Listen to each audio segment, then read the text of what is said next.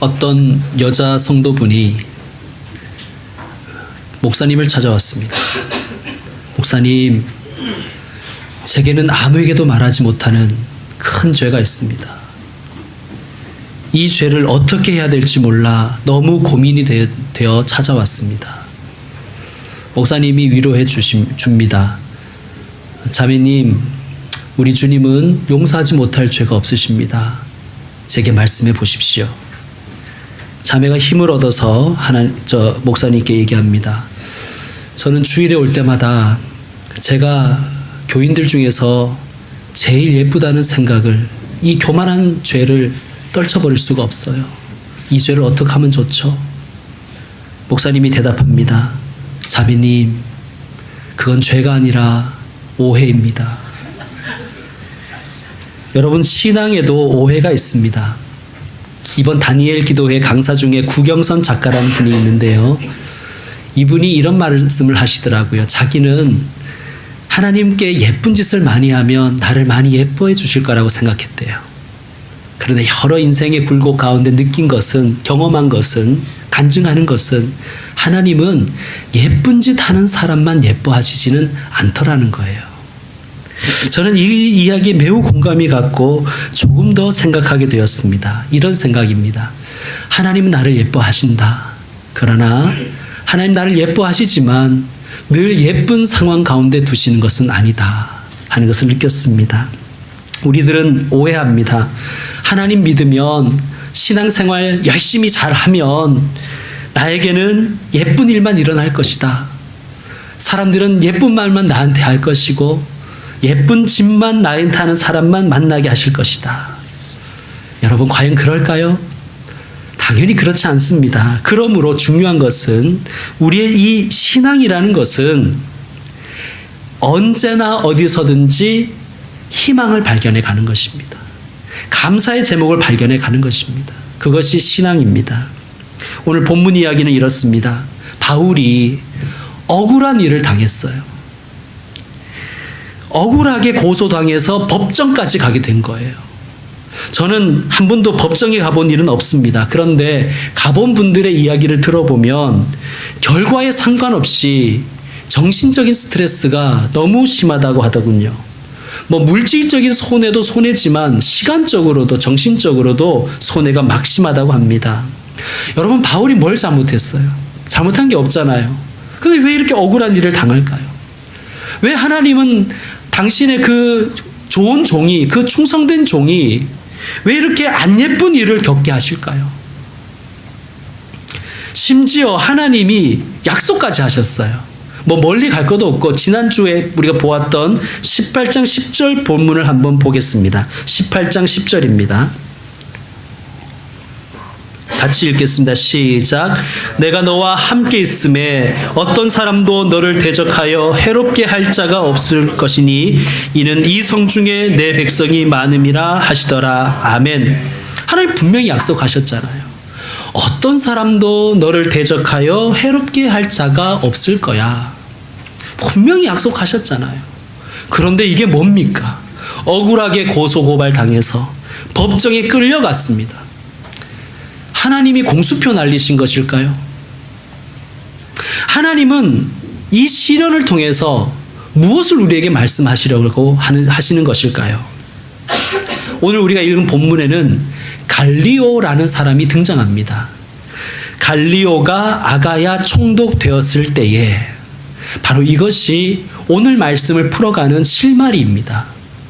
18장 11절에 보면 사도 바울이 고린도에 1년 6개월 정도 머물렀음을 우리가 알 수 있습니다. 그러므로 오늘 이 본문은 바울이 고린도에 머물렀던 1년 6개월 동안의 그 일정 가운데 있었던 그 일입니다.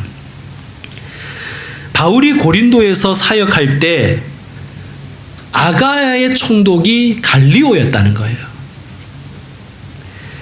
고린도는 아가야의 수도입니다. 우린 경기도민으로서 경기도청이 어디에 있는지 정도는 알아야 되죠. 경기도청이 어디 있습니까?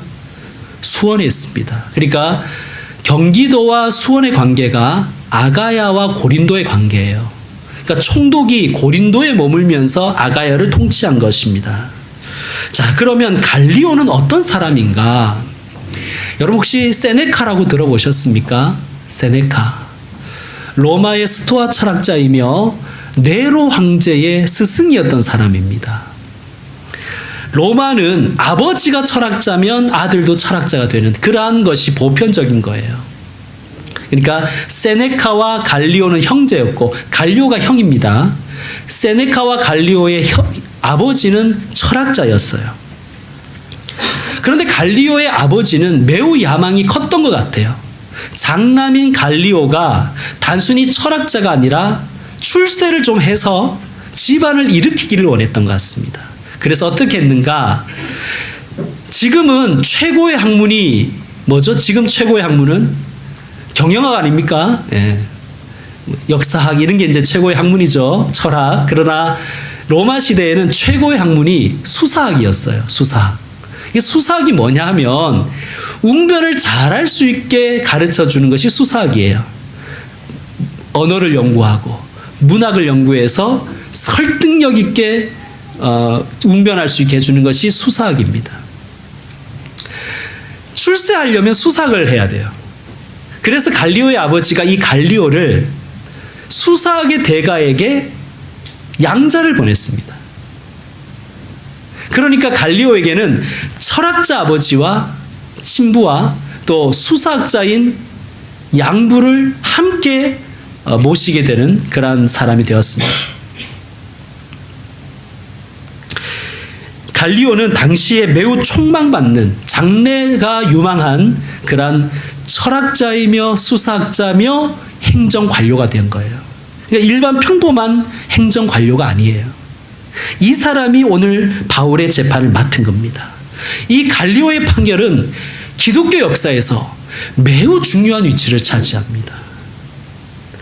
여러분, 법관들이 재판을 할 때 법률만 보는 건 아니죠. 만약 어떤 사건이, 내가 맡은 그 사건이 법률에 좀 명시되지 않은 일이면 뭘 참고하죠? 판례를 참고합니다.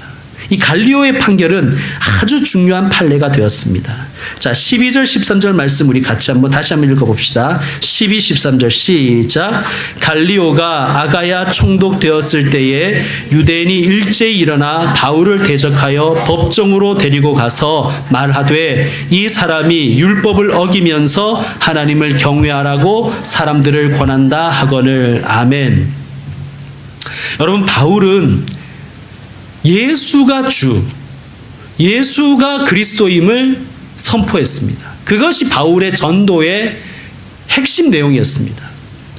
예수님이라는 분이 우리가 기다리는 메시아이다. 예수님 믿어야 구원받는다. 그 말을 전한 거예요.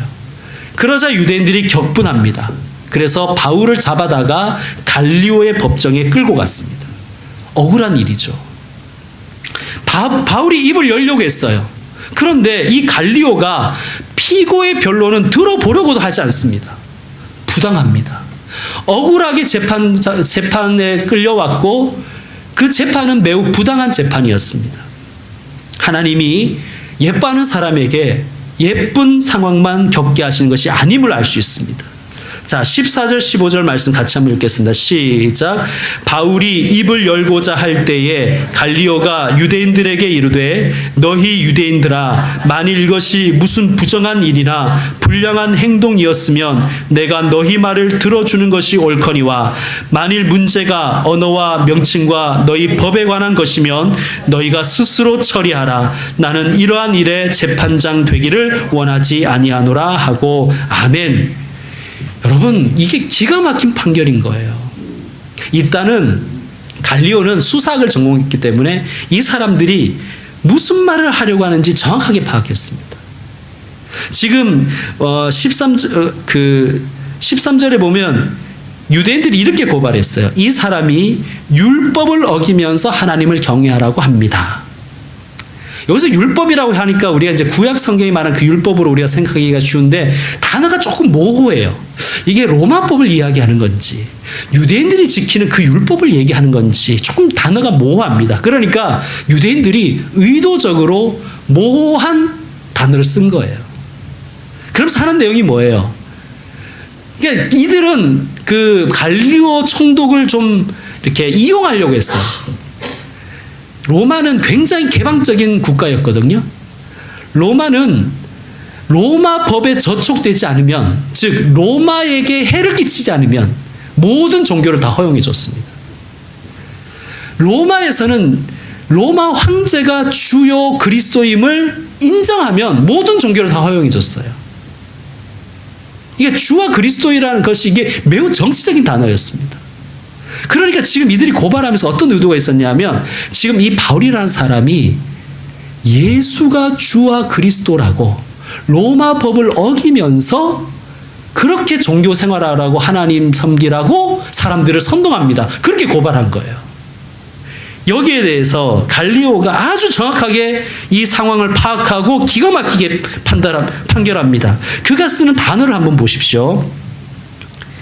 언어와 명칭과 법. 이것은 그냥 평범한 행정관이 쓸 수 있는 단어가 아니에요. 이거 헬라어로 한번 읽어드릴게요. 여러분 헬라어로 무슨 말인지 모르겠지만 굉장히 이 운율이 딱딱 맞고 있어 보입니다. 로고스, 오노마, 노모스.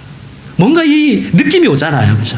무슨 말인지 몰라도 로고스, 오노마, 노모스. 이러한 단어의 선택은 수사학적인 배경이 있는 사람이 할 수 있는 거예요. 그리고 갈리오가 판결합니다. 판결이 뭐예요?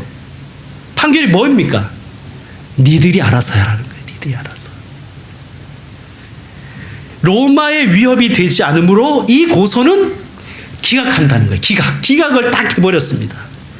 자, 이 판결 한번 생각해 봅시다. 갈리오가 바울에게 호의를 베풀기 위해서 한 판결일까요? 아닙니다. 이 갈리오가 기독교에 대해서 호감을 가지고 한 판결일까요? 그렇지 않습니다. 자, 17절 말씀 우리 같이 한번 읽겠습니다. 17절 시작. 모든 사람이 회당장 소스데네를 잡아 법정 앞에서 때리되 갈리오가 이 일을 상관하지 아니하니라. 아멘. 법정에서 폭행이 일어나는데도 불구하고 갈리오는 상관도 하지 않습니다. 그러니까 뭐 갈리오가 기독교에 대해서 호감이나 호의가 있어서 한 게 절대로 아니라는 거예요. 여러분, 바로 이것입니다.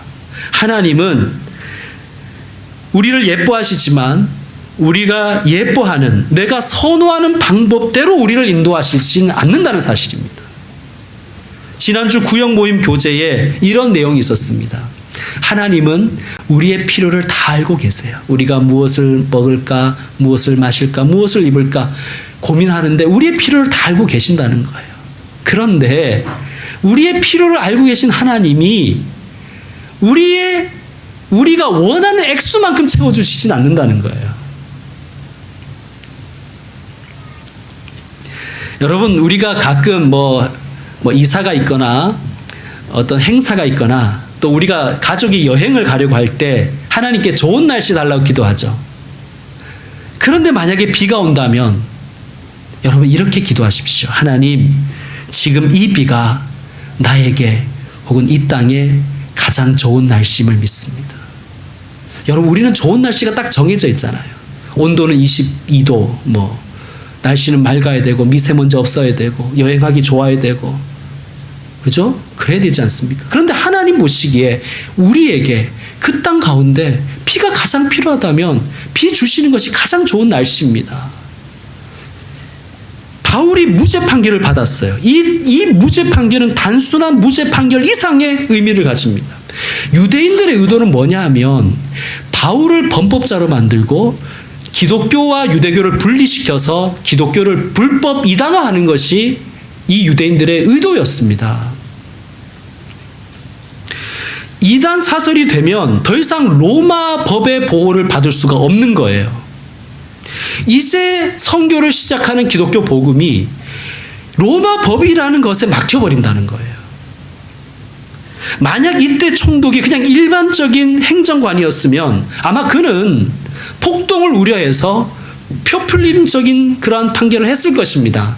별로 중요한 게 아니잖아요. 유죄 판결을 했을 거예요. 그러면 바울의 선교는 불법 행위가 되는 거예요. 기독교 복음은 이단이 되어버리는 거예요. 로마 법의 보호를 받지 못합니다. 나중에 우리가 사도행전을 점점 더 공부해보면, 끝까지 공부해보면 바울이 로마 법의 보호를 받으며 로마의 심장부인 황제가 있는 곳까지 간다는 것을 우리가 알 수 있어요. 하나님의 놀라운 섭리입니다. 여러분, 우린 바로 이 부분에서 우리의 무릎을 쳐야 됩니다. 하나님이 이때를 위해서 갈리오를 준비하셨다는 사실입니다. 그런데 우리는 하나님의 이 섭리와 역사하심 앞에 무릎을 치며 감탄하면서 동시에 우리는 두려워하고 조심해야 됩니다. 무슨 뜻이냐? 하나님은 바울도 쓰시지만 비기독교인인 갈리오도 쓰신다는 사실입니다. 겸손해야 돼요. 하나님은 이 구례동을 위해서, 이 김포를 위해서 교회를 쓰시길 원하시지만 교회가 아니라도 쓰실 수 있다는 거예요. 그러니까 우리가 교만할 게 하나도 없고 하나님 마치 우리가 없으면 아무것도 못하실 것 같은 그런 착각에 빠질 필요도 없는 거예요. 하나님은 죄송한 말씀입니다마는 저를 들어서도 쓰실 수 있어요. 그것을 인정하셔야 됩니다. 하나님은 대한민국도 쓰실 수 있지만요, 북한도 쓰실 수 있어요. 그것을 우리는 두려워해야 됩니다. 우리가 자꾸 이렇게 죄 짓고 이렇게 말도 안 되는 짓들을 해나가면 혹시 압니까? 하나님이 북한이라는 몽둥이를 들어서 우리를 치실지. 여러분, 이건 심각한 얘기입니다. 유대인들은 바울을 대적해서 괴롭게 하려고 했습니다. 해롭게 하려고 했습니다. 그러나 하나님은 하나님의 방법으로 하나님의 사람을 준비하셨습니다. 그리고 유대인들의 악한 의도를 오히려 복음이 전파되는 발판으로 삼아주셨습니다. 하나님의 놀라운 역사입니다. 이것이 하나님의 주권입니다. 사랑하는 성도 여러분, 하나님의 살아계심을 믿으십니까? 그리고 내 인생과 역사의 주관자이심을 믿으십니까? 그러면 행복과 불행을 너무 속단하지 마십시오. 언제나 희망을 찾아내십시오. 언제나 감사의 제목을 찾아내십시오. 그것이 신앙입니다. 이제 말씀 마무리하겠습니다.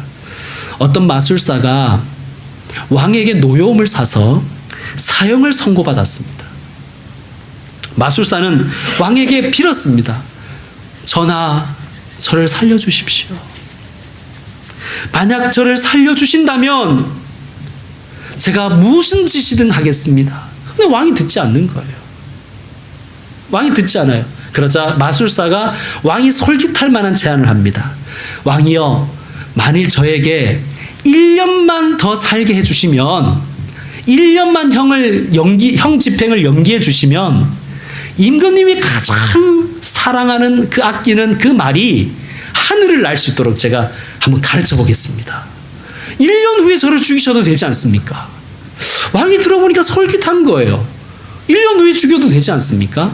그래서 좋다. 내가 1년만 더 여유를 주겠다. 그렇게 약속하고 형 집행을 연기해 주었습니다. 동료 죄수들이 걱정하며 이야기합니다. 자네는 어쩌자고 그런 말도 안 되는 소리를 했는가? 말이 어떻게 하늘을 날 수 있단 말인가? 정말 그렇게 말도 안 되는 소리를 해서 왜 왕에게 노여움을 사려고 하느냐? 걱정하며 얘기했습니다. 그러자 마술사가 웃으면서 대답합니다. 그래도 1년을 벌었지 않는가? 혹 누가 아는가? 1년 안에 무슨 일이 벌어질지. 왕이 죽을 수도 있고 내가 1년 안에 죽을 수도 있고 그 말이 죽을 수도 있지 않느냐. 혹시 누가 아느냐? 1년 뒤에 말이 진짜 하늘을 날지. 여러분, 이 이야기에서 우리가 찾는 것은 무엇입니까? 아니, 마술사도 삶에서 희망을 찾아내고 있는데 하나님의 아들, 딸인 우리가 삶에서 너무 일희일비한다는 거예요. 행복과 불행을 너무 빨리 속단해버리고 아직 끝나지 않았는데 끝났다고 생각해버리고 절망해버리는 거예요. 언제나 어떤 상황에서든지 희망을 찾아내는 것이 신앙입니다. 절망은 불신이에요. 절망은 우상숭배보다 더 나쁜 불신입니다. 하나님의 자녀라고 하면서 절망해버리는 것은 불신앙의 죄입니다. 사랑하는 성도 여러분, 희망을 잃어버리는 것은 생명을 잃어버리는 것입니다. 어떠한 상황에서도 희망을 찾아내십시오. 어떠한 상황에서도 감사를 찾아내십시오. 여러분, 우리는 대림절을 살고 있죠. 오늘부터 대림절입니다. 대림절이라는 것은 주님의 오심을 기다린다는 뜻입니다. 기다리는 절기란 뜻이죠. 주님의 오심을 기다리는 사람이 그리스도인입니다. 주님이 오셔서 나를 만져주시기를, 주님이 오셔서 나를 치료해 주시기를, 주님이 오셔서 내게 채워주시기를 기다리는 사람, 그 사람이 주님의 종입니다. 사랑하는 성도 여러분, 언제나 희망을 발견하는 참신앙의 삶을 이번 한 주간 한번 연습해 보시죠. 그리고 언제나 희망을 찾아내고 언제나 감사를 찾아낼 줄 아는 하나님의 사람이 되어서 인생길을 걸어 가십시다. 기도하겠습니다.